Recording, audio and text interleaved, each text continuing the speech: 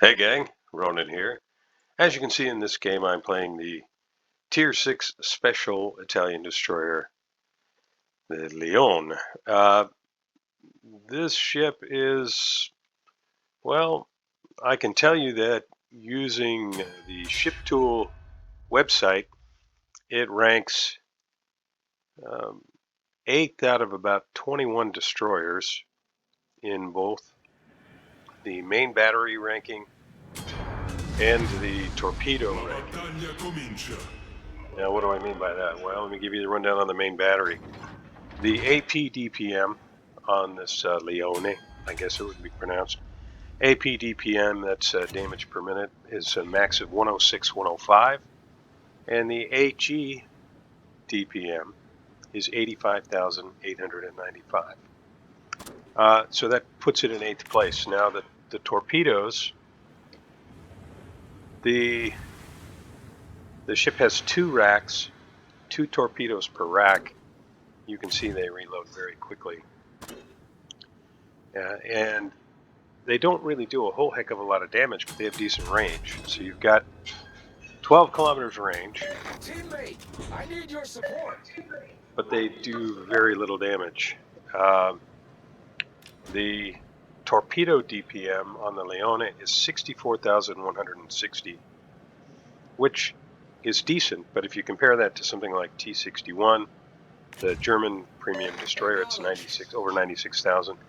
Shinonome, it's 108,000. Fubuki, 115 plus. You can see the damage output is not great.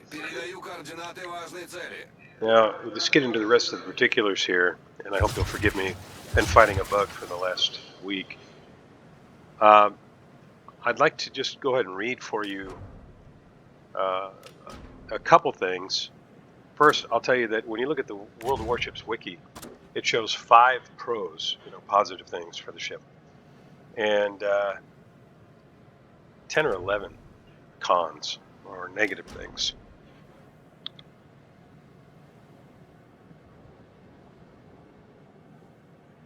So, the pros.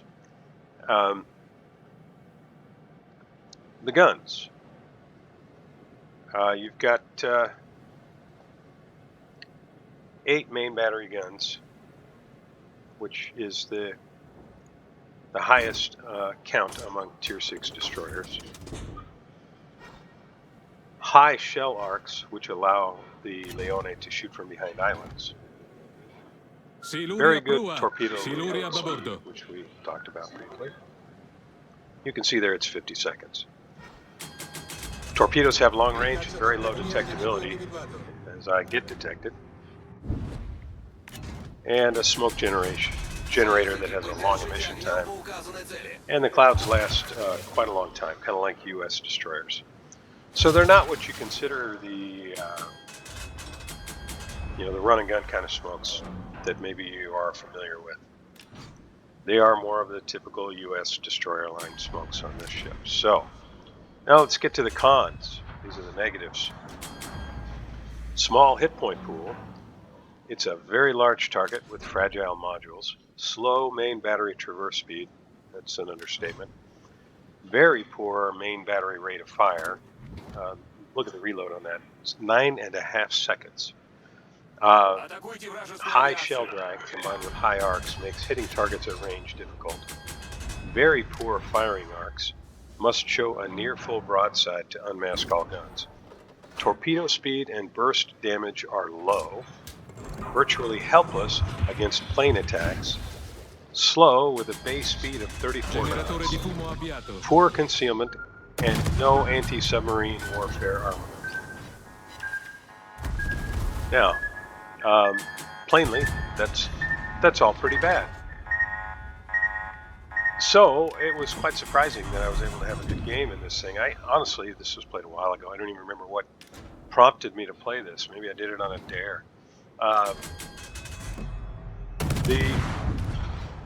The guns are 120 millimeter 45s. They're, as I mentioned, 9.5 second reload, range of 12 kilometers, max dispersion at that range 105 meters, so they are reasonably accurate. But trying to hit something at long range that isn't a battleship is really tough unless it's stationary. Even then, you're not going to land everything. The base fire chance is 6%. AP shells do a maximum of 2,100 damage, but they don't have much in the way of penetration value. So it would be surprising if you ever actually got 2,100 points of HP damage with an AP shell from this thing. The torpedoes, as mentioned, they're very slow. They reload quickly at 50 seconds, but they move at 51 knots. So essentially, the torpedoes are going to be moving at the speed of smell as I get myself detected again by the red Shiratsuyu. AA defense consists, I believe, of 2 ensigns standing on the foredeck with handguns. It really is that bad. Got 2 double 13.2 millimeter guns. That's your AA on the ship. If you shoot something down, you really should be considering it a minor miracle. Maneuverability, max speed, as mentioned, 34 knots, turning circle radius 620 meters, rudder shift time 3.4 seconds. So all of that is simply to say the ship is reasonably nimble, which it helps a lot later in this game. Base concealment is 6.98 kilometers, which you can drop down a little bit, but it's not a high enough tier to be able to drop it down a lot. So you can see here, currently I'm running at 6.3 kilometers of detection range, and that's really not good.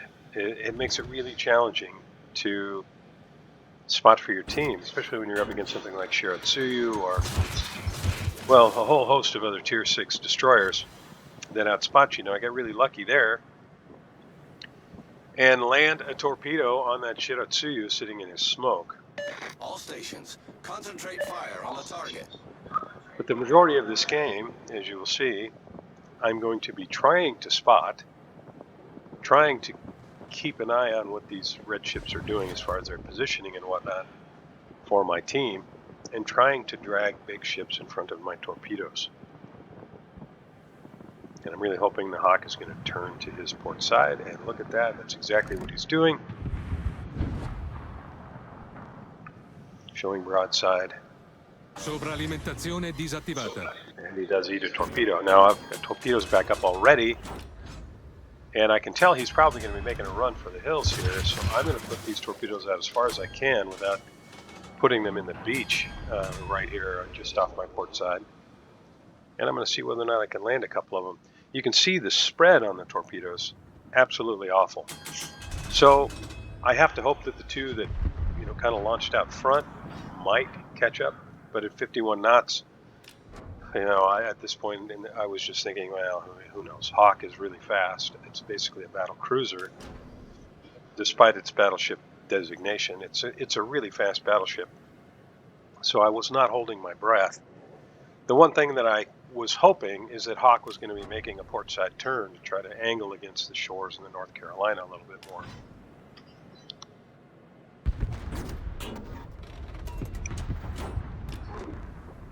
And I'm just kind of keeping an eye on those torpedoes.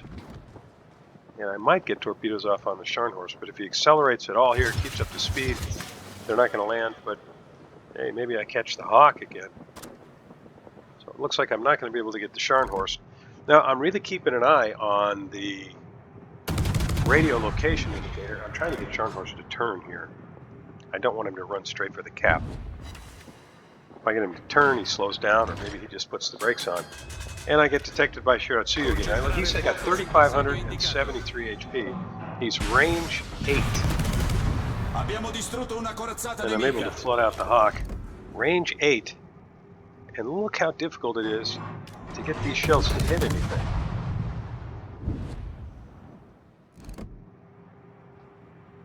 Now, I know I told you before that this thing was kind of position 8 in terms of its damage output and such.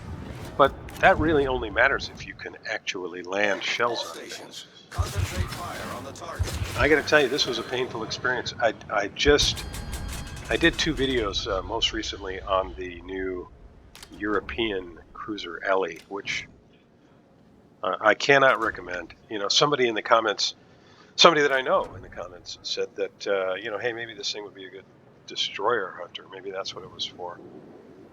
I don't think so, but, you know, as I told him in the comments, I'd love to be proven wrong, and I'd love to be proven wrong about this ship as well. I just don't think it's a really good destroyer. But it was fun in this game because I was able to help make a difference in the game. You can see right now, we have 6 ships, and the red team has 6 ships. We have a small deficit to make up in terms of points. We're at 470, they're at 475. And our S-189 is working on securing the Charlie camp for us, which would be a big help. If nothing else, he is stopping the red team from accumulating those points, which is going to allow us to catch up and pass them. We're only a point behind now. Now we have a lead. Their Gepard is going to be moving in, and our Allende, is going to be, be able to get shots on the Gepard and finish him off as he was trying to push our sub back out of the cap. Now that definitely gave us the edge. Scharnhorst right now, he's in trouble. He's got North Carolina and shores, and I'm debating here. I'm just waiting to see what Scharnhorst is going to do, but he doesn't really have but 2 targets to shoot at. I just want to see if he's got things moving at the shores, so I'm going to go ahead and smoke up. His guns are aimed at shores. I'm going to provide some cover for the shores. I don't want our shores to get blapped, but that doesn't happen. Lexington burns him down with some help from my friends here. Now we're down to 5 ships. The red team is down to 4. We have a 3 cap to 1 advantage. But like I said, it's really hard to land any of these shells on small targets. In fact, the only thing I'm going to have left to shoot at for a little while is the Shiratsuyu. So I have to count on shores and North Carolina to be able to finish off the Shiratsuyu, who does not have much in the way of HP, while I work on securing the cap. Now it looks like shores is going to be coming with me. I've got well over 2 minutes before I'm going to have smoke again. So at this point, I'm thinking I'm probably going to be spending the majority of the remainder of this game visible, in particular because there is a CV in the game, and if he decides to light me up, the Shiratsuyu guns, while they don't reload quickly and they don't have a very good turret traverse, they hit hard. Most of the Imperial Japanese Navy destroyers, their HE shells do a lot of damage, and this thing really can't compete. So I don't really want to get into a gunfight with this Shiratsuyu, but it may come to that. Right now, I have the backing of the shores and the North Carolina, and I'm really kind of hoping that the shores is going to get behind this island and stop. There's no reason for him to keep pushing, at least not as far as I was concerned, but you're going to see what happens.